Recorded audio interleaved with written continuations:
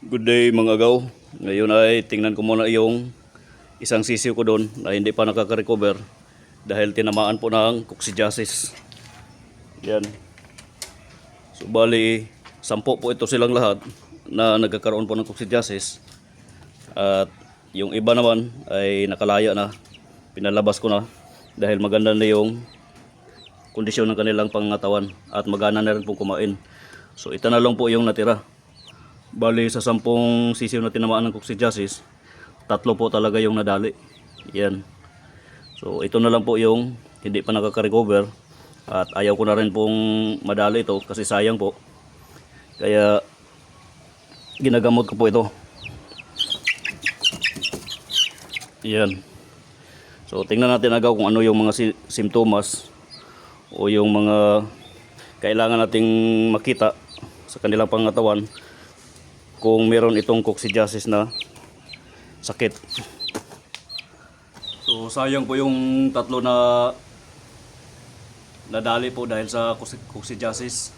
So kahit na ginagamot ko po yon ay yung 3 po yung sobrang napuruhan at magang-maga na po yung kanilang sa may bandang muka. At ngayon mga gaw ay ibabahagi ko po sa inyo yung mga palatandaan na yung mga alaga nating mga sisiw ay meron pong coccidiosis o nahawaan ng coccidiosis. Yung karaniwan pong tinatamaan ito ng sakit na to ay yung mga edad 15 days old hanggang sa 1 month mahigit na edad ng mga sisiw. So sila po yung mas prone sa coccidiosis. At yung coccidiosis ay natatransmit po yun sa ibang mga sisiw, sa ibang mga alaga natin sa pamamagitan po ng dumi o sa kanilang ipot. Yan. Kapag yun po ay natuka ng ibang mga manok o sisiw, ay sigurado po na mahahawaan po yung mga ibang mga alaga natin. Yan. So bali yung coccidiosis ay maliliit po yun na parasite na pumapasok po sa kanilang katawan kapag kanila pong nalulunok at doon na po yun sa kanilang intestine nagpaparami.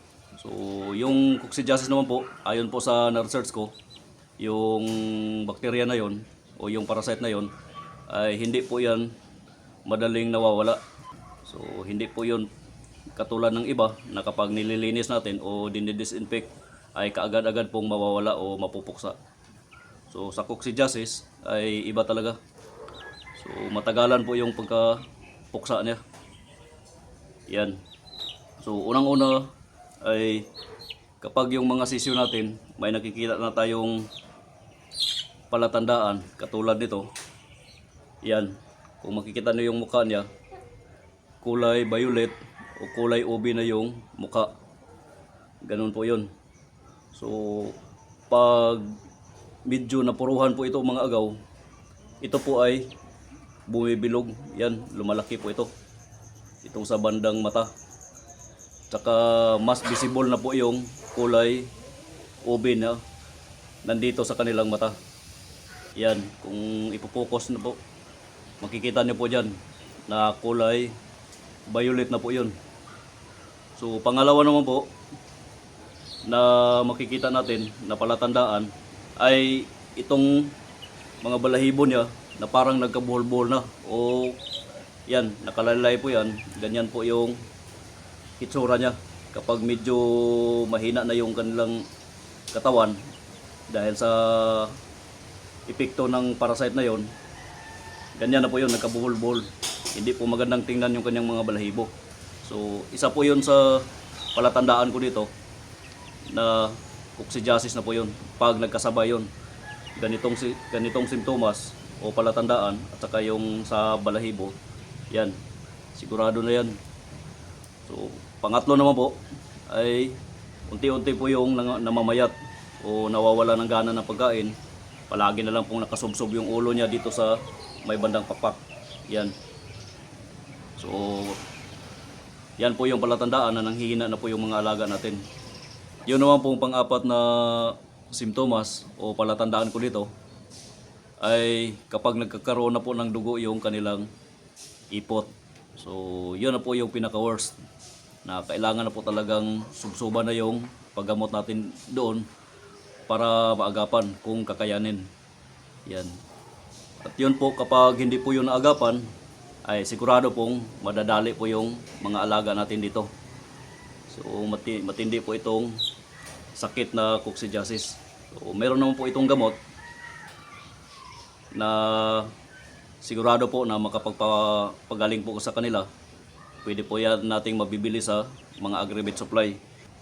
So ito na lang pong isa na medyo hindi pa po nakaka-recover. Yan. So medyo may kahinaan pa rin po.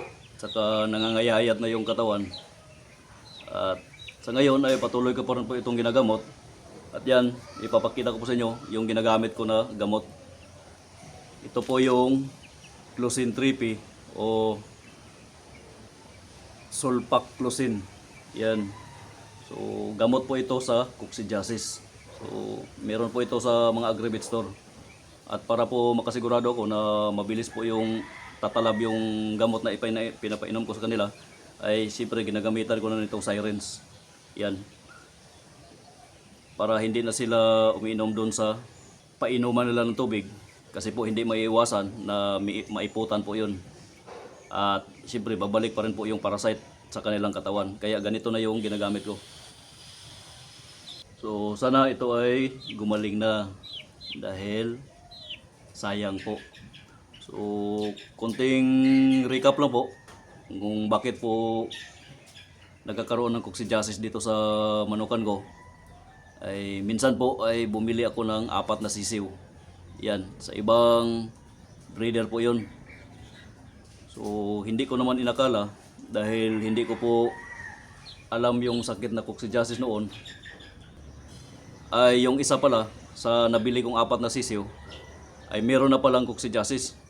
So pagdating po dito sa manukan ko ay ganito po yung lumubo po itong sa may bandang mata niya. Yan. So dito. So akala ko naman ay simpleng bulati lang yung nakadali sa kanya. Kaya siyempre purga ako dito tsaka painom ng mga gamot. Yun po yung sistema ko dito pag may bagong dating sa manukan ko. So wala pa po akong alam noon sa sakit na coccidiosis. Kaya hinayaan ko lang na purgahin at saka pinapainom ko ng Primoxil. 3 araw po yun. Pero nagtataka ko at hindi po gumaling. So yun po, ni-research ko. Yan. So meron palang sakit na coccidiosis sa mga sisiw. So doon na po ako na-alarma. At yung 4 na yon ay ubos po. Wala pong natira dahil wala pa po akong pangontra doon at wala pa po akong idea kung paano po yon gagamutin at kung ano yung gagamitin kong gamot. So sayang po yun. At dahil doon, nagkasunod-sunod na. Hanggang sa ngayon ay hindi pa rin po nawawala yung bakterya dahil sabi ko nga sa nakita ko sa research ay matagal po talagang mamamatay yung mga parasite na yon kahit na nasa lupa na sila. So nagtanong-tanong ako doon sa mga aggregate store at yan, binigyan po ako ng 2 klaseng gamot. So ito po yung nagustuhan ko dahil mas epektibo po sa opinion ko lang po. So meron naman pong ibang mga gamot dyan. Yan. So ganun. Kaya pag meron akong nakikitang ganito na itsura ng mukha nila, agad ko na pong pinapalabas doon sa galing doon sa pre-rinse at inilalagay ko dito sa malayo para yung mga ipot nila makontain lang po dito at hindi po magka watak-watak kahit saan doon sa lupa.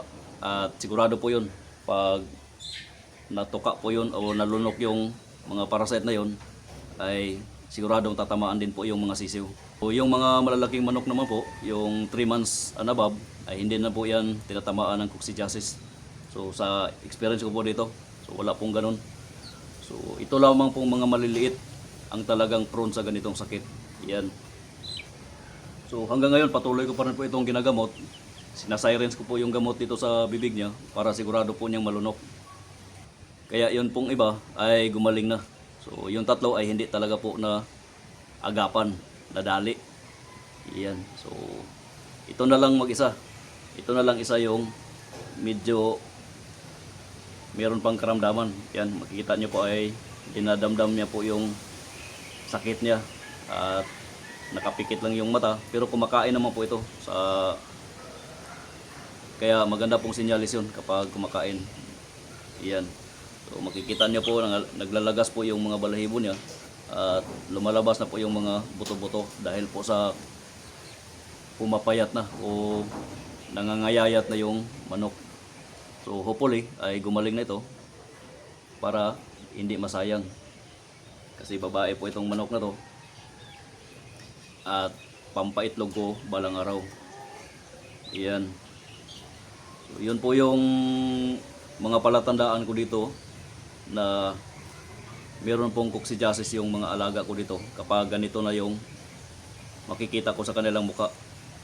At yun, sana may naibahagi pa ko sa inyo ng konting kaalaman tungkol dito sa coccidiosis na sakit ng manok. Yan.